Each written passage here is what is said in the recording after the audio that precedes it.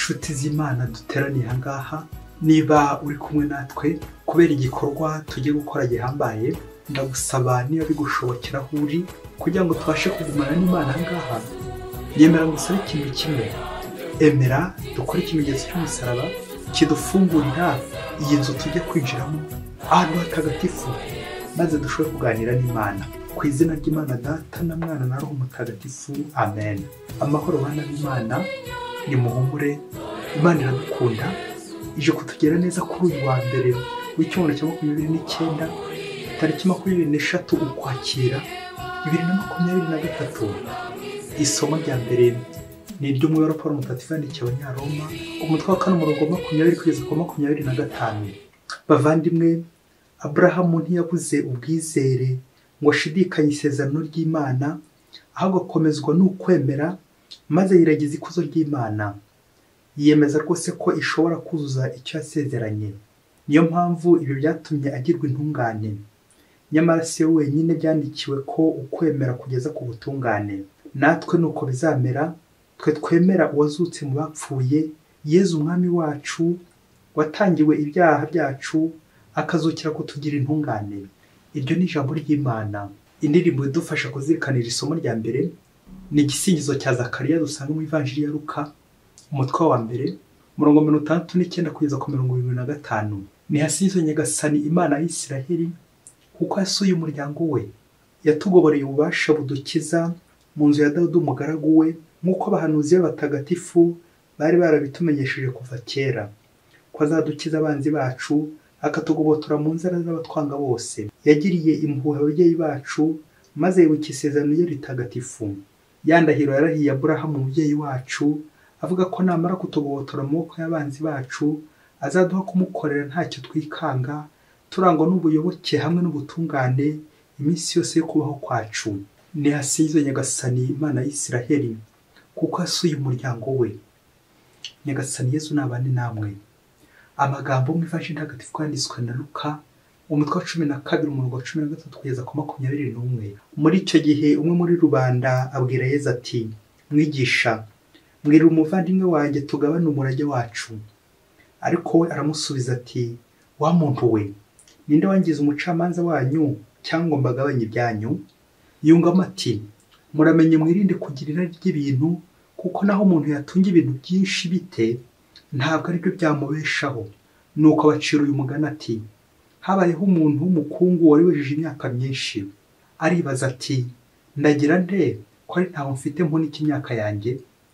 Nuko aribwira ati, dore uko ngiye kubigenza, ndasenya ibigega mfite nubaka ibindi bibiruta, mpunikemo ingano zanjye n'ibindi bintu byanjye byose, maze nzibwire nti, dore mfite ibintu byinshi mpunitse bizamaza igihe kirekire.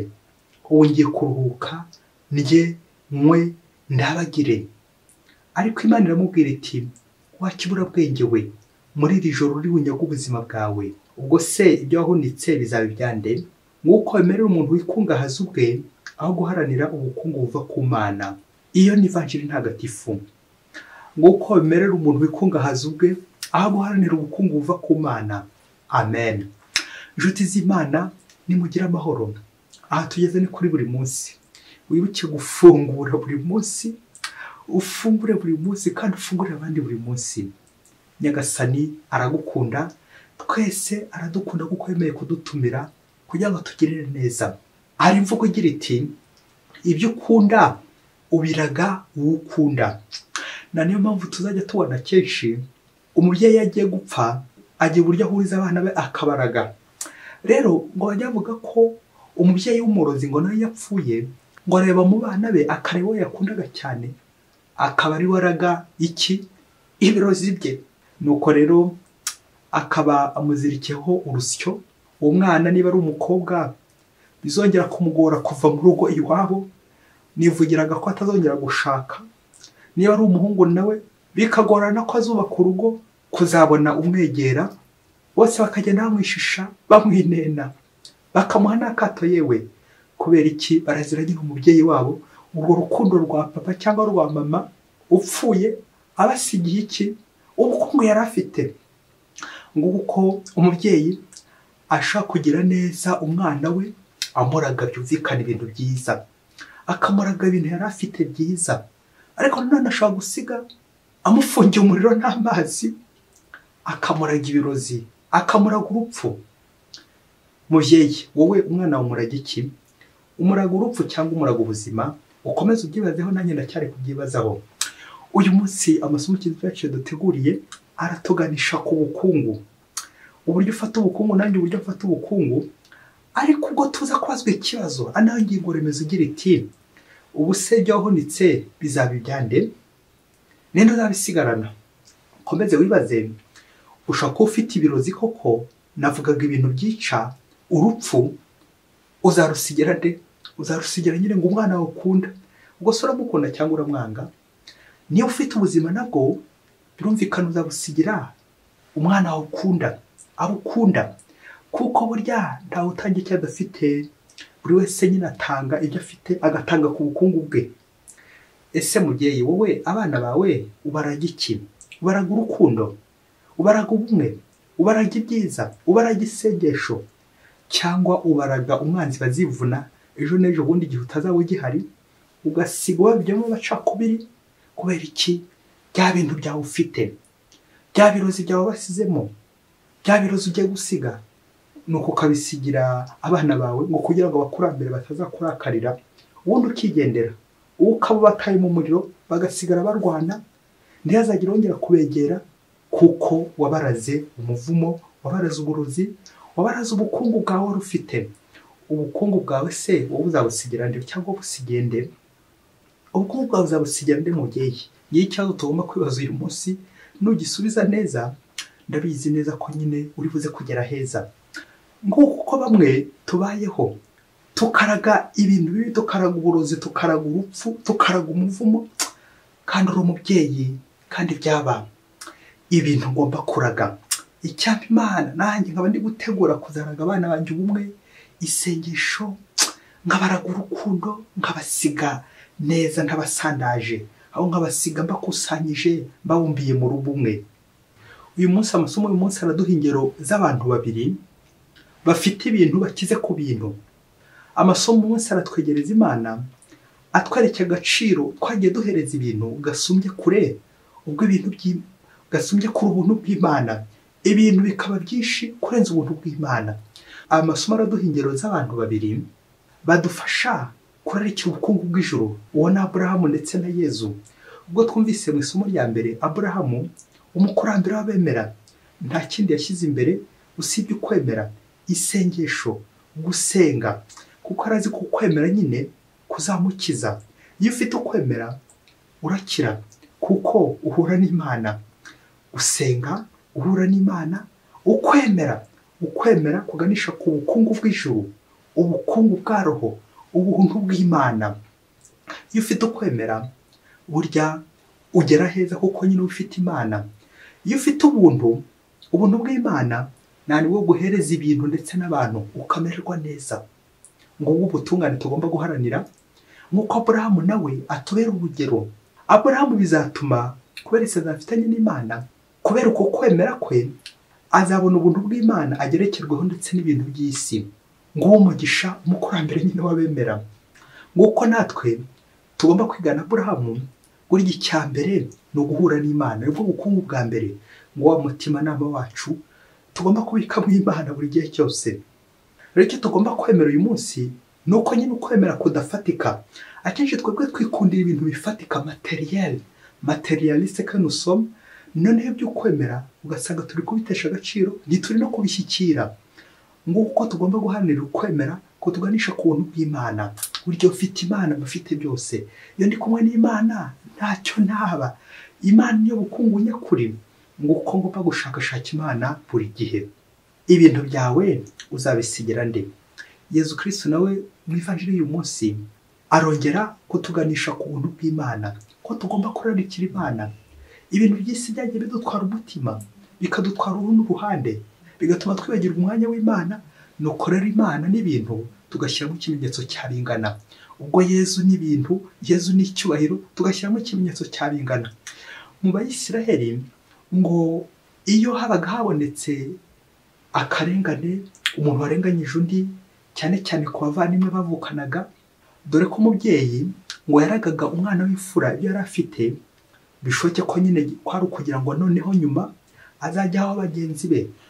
Ngo hari igihe rero kimwe cyageraga uwo mwana akabyikubira wenyine ntayeho bagenzi be, akabya bindi ngo urucitse nambutse, ngo après moi le délige, kaza kurangira abandi ubibagiwe. Rero ngo hari igihe iyo havukaga impaka ngizi ibibazo nk'ibi by'akarengane by'imfura yashatse kugundira, n'abigisha bakemuraga iki kibazo de rabbin. Yezu rero nawe yari umwigisha muri iki gihe. Noneho twumvise uburyo baje bamugana. Uyu muntu uje amugana bishoboke ko atari yayoboye inzira, ahubwo yumvaga nyine Yezu nk'iyo titre yari afite, kubera ko nawe ari umwigisha nawe yagomba kumukemura icyo kibazo. Ariko Yezu aradutungura, nawe aragutungura, akwereke ko icyambere atari ibintu. Uburyo Yezu utagomba kumwitiranya n'ibintu n'ubukungu bw'isi. Yezu afite umwanya w'Imana. Ntabwo ngomba gufata Imana nk'aho ndi kwifata n'amaboko yanjye abiri materiel, ahubwo Imana c'est spirituel. Imana ntigaragara, ntiboneka, ariko nubwo itaboneka ibyo ikora biraboneka, nubwo itagaragara ibyo ikora biragaragara, ikora ibigaragara ndetse n'ibitagaragara. Ngicyo Yezu Kristo igisubizo atanze, aturarikira ubukungu bw'ijuru, kudaharanira gusa ibintu bihita bya hano ku isi ngo dushake kumufatisha ibintu bya hano ku isi bihita, ahubwo ibintu by'ijuru. Araturangira ahantu hari ubukungu, araturarikira umutima umwerekeyeho, ntituwerekeze ku bintu gusa, ahubwo tuzirikane ko ari Imana. Twayobye inzira dushakashaka ibintu, ariko Imana tukayibagirwa. Niyo mpamvu aciye umugani werekeza ku bukungu nyakuri, ubukungu bw'ijuru. Ubwo adushyize imbere umukungu kiburabwenge, uyu mukungu kiburabwenge wasanga ari wowe, wasanga ari jyewe. Cya gihe cyose nita ku bintu, ngahunika ibintu, ngahunika amafaranga, ngahunika zahabu, ngahunika imyenda n'ibindi byinshi cyane, ariko nkaza kwibagirwa Imana. Imana iri hehe? Ngahera kuwa mbere nkora kuwa kabiri kugeza kuwa gatandatu no ku cyumweru, n'umunsi w'Imana singiwuzi.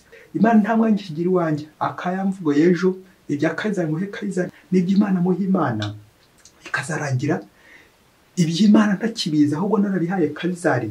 Ibintu byose nabyimye Imana, kandi igihe cyose ari icy'Imana. Ibintu byose ni iby'Imana burya. Ngo ko gufatisha Yezu imoso, gufatisha Yezu ibintu gusa, nuko Yezu akarangiza akubaza ikibazo nanjye akimbaza ati, ubwo si byo wahunitse bizaba ibyande? Amen. Ubukungu duharanira, ibintu duharanira ni ibyande? Umuntu abikiburabwenge ryari? Igihe cyose atari kumwe n'Imana. Umuntu wese udashakashaka Imana, umuswa cyangwa igicucu muri Bibiliya, ni umuntu utuka Imana, ni umuntu utari kumwe n'Imana, ni umuntu utajya mu by'Imana, ni umuntu wese uri kure y'Imana. Rero uyu munsi Nyagasani arampamagarira ko umuhanga, umunyabwenge, nkamenya gushakashaka Imana. Ubwenge nyakuri ni ugushakashaka Imana no guhunga icyaha. Igihe cyose ngize ku ngeso mbi, icyo gihe nanjye mba ndi igicucu, ubwenge buke, umukungu kiburabwenge. Ugushaka kuba ukize ku ngeso mbi, ubusambanyi, uburaya, ubuhabara, ubwomanzi, gusengera ibigirwamana, ubusinzi, ubusambo n'izindi ngeso nyinshi mbi cyane. Ibi byose wasanga ari byo ukizeho, none wibagiwe Imana. Ukize ku bintu ibintu ukizeho, ariko wibagiwe Imana. Ubukungu nyakuri. Garuka rero mu mwanya wawe, ejo n'ejo bundi utazabazwa ibintu byinshi wagiye ukorera, ariko se bikazarangira bibaye ibyande. Ibyo bintu byose wahunitse bizaba ibyande. Ubwo burozi utunze, uwo mushiha utunze, uwo mujini utunze, uzaba uwande n'ujya gupfa. Ko Nyagasani ashobora kuguhamagara igihe n'igihe, ko yaguhamagara. Yezu Kristo aradukunda, ashaka ko twamugumaho, tukamugumisha buri gihe cyose, kuko niwe bukungu bwacu nyakuri. Ngo umunsi umwe hirya kure cyane muri Afurika, ngo umukobwa witondaga cyane, ngo yiteguraga gushyingirwa, yarasezeranye n'umusore ko bazabana mu minsi mike. Ariko igihe kiza kugera, wa mukobwa yirebye asanga nta bitahanwa afite. Nuko yibaza uburyo azahinguka mu rugo, nta sahani afite, nta safuriya afite, nta gikombe afite, nta bintu nyine atahanye. Nuko yigira inama yo kujya gusaba akazi ku mubose kugira ngo amufashe. Ako kazi kajya kamuhemba byibuze mu mezi asigaje, mu gihe gito asigaje, bizamufashe kugira ibitahanwa abona bifatika. nuko ageze ku boss agomba kumuha akazi, amuha akazi ko gutwara ifumbire mu mirima ye, bityo akazajya amuhemba amadolari 10 ku kwezi. Uwo mukobwa arayishimira cyane kuko nta n'ikintu yari afite abandi azatahana. Wa mubose barakorana, igihe kiza kugera wa mubose ashaka kumwongeza, nuko wa mukobwa narabyishimira. Wa mubose aramubwira ati rero kugira ngo nkongeze kandi uri mu bantu bashaka ibintu, reka nkwimure ujye ukora muri biro yanjye, ujye uhakora isuku, ubwo nzajya nguhemba amadolari 50 ku kwezi. Arakoze wa mukobwa arakoze akora amadolari 50. Igihe cyongeye kugera bose nanone aramuhamagara amubwira ati ubu rero ngiye kongeza n'ubundi, ubu ngubu uzajya ukora iwanjye mu rugo, nzajya nguha amadolari 100 ku kwezi. Wa mukobwa arabyishimira cyane buryo kuko agiye gukora, abonye promotion ishyushye. Ageze kwa bose aramubwira ati umva rero ni uzajya usaza icyumba cyanjye buri munsi ukoresheje icyumba nzajya nkongeza amadolari 100, buri munsi gusaza icyumba amadolari 100. Wa mukobwa arabyishimira cyane, umva aramaze kubona urugo amafaranga menshi cyane. Arayakorera ukoresheje icyumba cya bose amadolari 100 akaba ari yanditse, ukoresheje icyumba buri munsi amadolari akaba ari yanditse 100. Nuko igihe kimwe yaje kugera wa mukobwa aryoherwa na ya nyongeza bari kumuha amafaranga menshi. Igihe cy'ubukwe kigeze wa mukobwa abonye amafaranga ari menshi cyane kandi ko n'ibitanu bimaze kuba byinshi, yageze itariki y'ubukwe. Igihe cy'ubukwe kigeze hirya kugira ngo abanze agire gukora kuri amafaranga, ukoresheje icyumba cya bose amadolari 100 akiyandika, amadolari menshi ku buryo buri kwezi bijoye kwarenzaga n'amadolari 2,200. Kandi utekereza ahantu yatangiriye ku ifumbire. Ariko arakomeje abantu bakumwe bakajya bibaza impamvu amatariki y'uko yahindutse, ntiyamenye impamvu.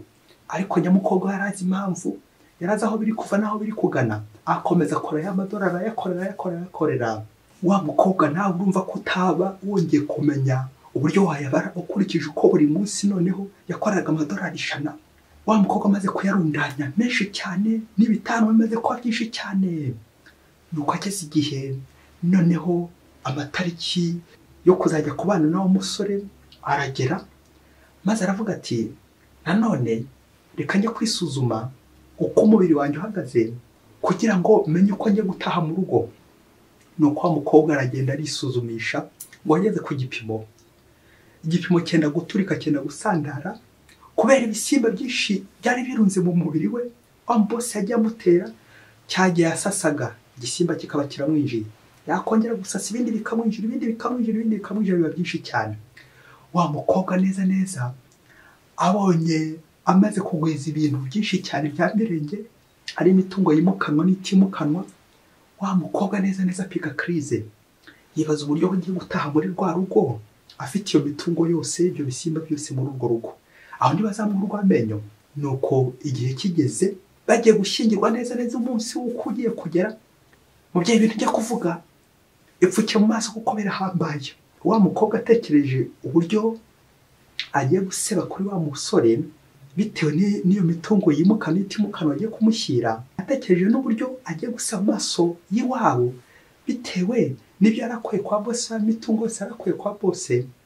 Abona neza n'ahandi yakwigwa, azamuka umusozi muri mu manga, nuko yiroha hasi ati nuko ntanganaga. Ako kanya asezera ku buryo by'isi, asezera ku b'isi, nanone baracyari muri iyo manga. Nguko uko bwa bukwe bwaje gupfa, ntiyongeye gusezerana. Yari gusezerana se avuye hehe? Ibyo byose se yahunitse bizaba ibyande? Ukomeze ubyibazeho. Ya madolari yose dutazi umubare wayo, bya bitanu byose bizaba ibyande? Byibazaho. Bakristo bavandimwe Yesu Kristo akuzwe. Ngishye ikintu kigiye gutwica abantu benshi, usabira ibintu ibya mirenge byo hirya no hino, ukanyura mu bihuru, ukanyura mu bigunda, byose ugenda usaruza ibisimba byambahe nanjye hehe, byose uri kugenda usaruza. Ariko ujye wibaza uti ese uzabisigira nde? Ko igihe cyawe kigeze cyo gutaha, uzabisigira nde? Uzabisigira umwana wawe, uzabisigira mama wawe, uzabisigira papa wawe, uzabisigira sogokuru wawe, uzabisigira nde? nguko abantu benshi dutunze ibintu byinshi bya mirenge ariko tukaba tubuze ikintu kimwe, tubuze ubuntu bw'Imana. Ugatunga amafaranga ryaguye, amabanki yose akaba yuzuye, ariko nta kibanza ufite mu ijuru, nta muntu wigeze ufasha, nta mwana w'ishuri wari wigeze urihira, kandi konti zawe zirapfinengeye ziruzuye amadolari n'amadolari, ariko nta n'umwe uzi n'idolari rimwe ryawe. Ukize ku bugugu, uri umukungu ku mushiha, uri umukungu ku bugugu, ufite ibintu bya mirenge ariko ubu bwarakuzuye bwarakumaze. Ntushobora no kugera n'umwe wiheraho igipfusha na kimwe, ntushobora no kugera n'umwe wiheraho urufaranga aza kurya, aza kurarira. Abantu benshi inzara iri kubica, ariko konti zawe zirapfinengeye ziruzuye, ariko nta na kamwe ushobora guteruramo ngo yewe bagenzi bawe nabo baryeho baramukeho kabiri. Icyawe ni ukwinezeza, ni ukurya ihene indi ziritse, mu gihe abandi bari kwayura, mu gihe abandi inzara yarishe, abandi babuze ubwishingizi bwo kwivuza, abandi babuze amafaranga ajya kubavuza kwa muganga, ariko wayawe arahunitse. Amafaranga azaba yande ku gihe cyo gutaha cyegereje. Buri munsi ujye uhora witeguye kuko utazi umunsi n'igihe. Nguko Yesu Kristo uyu munsi aratwibutsa ko ibintu dufite igihe n'igihe dushobora kugera gute, dushobora kubita. Ibintu byacu twagombye kubikoresha neza, ibintu byacu dufite, amafaranga dufite, ibyo dufite byose twagombye kubikoresha neza. Turi kwicukurira ikibanza cyo mu ijuru, kwitegura neza inzira y'ijuru, dufasha abagenzi bacu, twita ku bababaye, twita ku bakene. Umukene ni umuntu wese ugukeneye, ni umuntu wese ukeneye Imana, ni umuntu wese ukeneye ubufasha bwanjye, ngo mugenzi wanjye, ngo ngomba kwitaho buri munsi. Ujya wita kuri bangahe? Nk'uko byarangira wiroshye mu ngeso mbi nyinshi cyane, akaba ukizeho gusa ingeso mbi z'ubugugu, umushiha, irari, ukagira irari ry'ibintu rirenze n'iby'abantu, ariko warabuze irari ry'Imana, utararikira Imana, umutima uri kure y'Imana, ibintu byose ukabikora neza, ariko Imana ukaburira umwanya. Ngicyo ikigiye gutwica abantu benshi. Nawe Yesu arakubwira ati wamenye se rigiye kuba, ubu si uyu munsi ubaye ariho wanyuma wawe, wabigenza ute? Wakora iki? Aho wakongera ugafata kuri bya bintu y'amakonti yawe apfiniye, ukajya gusangana n'abandi bagiye kuburara. Mugenzi wawe urare kandi wowe ufite, mugenzi wawe abura icyo kurya kandi wowe uri kugwa ivutu, wirirwa usinda, ukarara usinda, ukarara mu ngeso mbi zo kwishimisha, ariko undi we ari kwishwa n'ishavu n'agahinda, undi we inda yafatanye n'umugongo kubera ko utabona icyo kurya. Aha birumvikana ntabwo abantu bose b'isi wabafasha, ariko ujye ugerageza kamwe gato ruto nirwo rugendo. Ngo iteme uzambuka uritinda hakiri kare. Erega ubukungu bavuga ntabwo ari gusa ibintu byano ku isi bigaragarira amaso, amafaranga menshi ni nabyiza rega kubitunga, ariko ukanibuka no kubiha abandi. Ahubwo ubukungu ni ubukungu ku ngeso mbi, umujinya, ishyari, ubugome, ubugambanyi, ubusinzi, uburaya, ubusambo, n'ibindi byose ugenda ukukumba bwakungu bwose ugenda ukukumba. Ukize ku ngeso bagakongeza, uko bakongeje bagakongezamo n'ingeso, bagakongeza amafaranga bagakongezamo n'ingeso y'uburaya. Gutyo ukarara usasa ibyumba by'abandi, ukayewe gusasa ibyumba by'abandi, uburiri bw'abandi wirirwa ubusasa, ni urara ubusasa, bikaza kurangira ya mafaranga azaba yande, uzayasigira nde? Nguko amafaranga twavanye mu buraya, twavanye mu busambo, n'ubundi ntacyo azatumarira. Uzayarya ariko ntazigera agira ubwo nyine akugeza heza, azakugeza aho azakurinda muri kuzimu. Ibintu byose uzabona mu busambo mu buraya uzavuga uti ibi ni bya sekibi, ushatse umunsi wawe ubyihorera, kuko ejo utazi wasanga nawe uziroha mu manga, wasanga nawe uziroha mu nyaga y'umuriro, wasanga nawe uziyahura.